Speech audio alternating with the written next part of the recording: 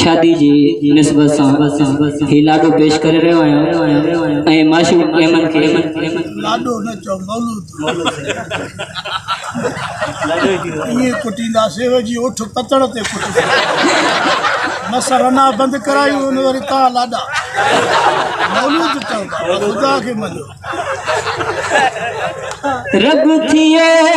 राज़िया हो मुझे भाव मिठे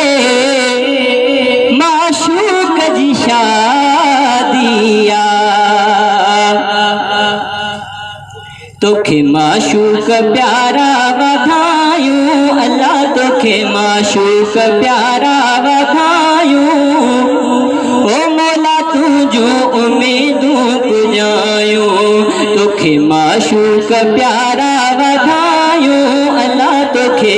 माशूक प्यारा वधायूं मौला तुझो उम्मीदूं पुजायूं अल्लाह मौला तुझो उम्मीदूं पुजायूं अदा शादी करण बेशक मिठे मदनिया जी सुन्नतया अदा शादी करण बेशक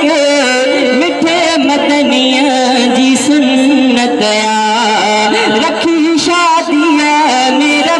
साईं वॾी बरकत ऐं फरहतया मोटी चपड़न ते मुरकूं बि आयूं अल्लाह मोटी चपड़न ते मुरकूं बि आयूं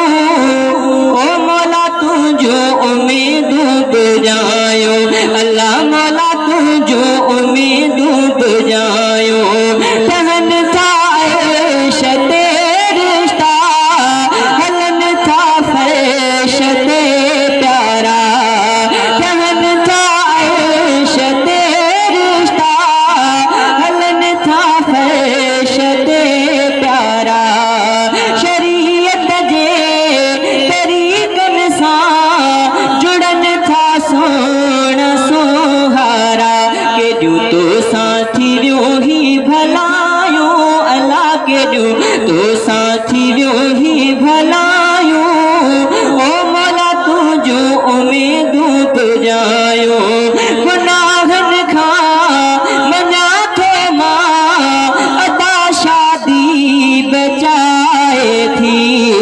गुनाहनि खां ही डाला है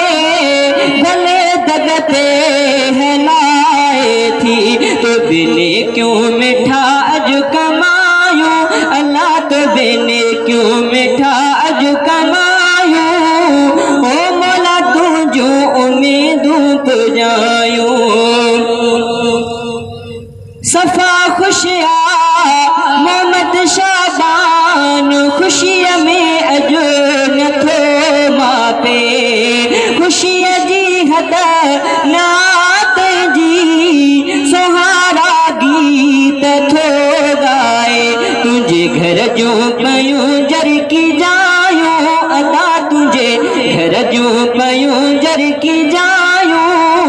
ओ मौला तुझो उम्मीदूं पुजायूं अल्लाह मौला तुझो उम्मीदूं पुजायूं तोखे माशूक प्यारा वधायूं अल्लाह तोखे माशूक प्यारा वधायूं ओ मौला तुझो उम्मीदूं पुजायूं खुश मुमताज अहमद ऐं खुश इरशाद आयारो खुश मौलाना रोशन दीन खुश दिलबर अली प्यारो तुझे भाइरन बे खुशियों मल्हायूं अल्लाह तुझे भाइरन बे खुशियों मल्हायूं मौला तुझो उम्मीदूं पुजायूं अल्लाह मौला तुझो उम्मीदूं पुजायूं खुश इल्ताफ चाचड़वा खुश लुकमान आद रब खड़ा के जा नाला घोट जा दोस्त खुश हिन सब तुझे दोस्तन बेखुशियों मनायो अदा तुझे दोस्तन बेखुशियों मनायो मौला तुझो उम्मीदों पे जायो अल्लाह मौला तुझो उम्मीदों पे जायो अली मोहम्मद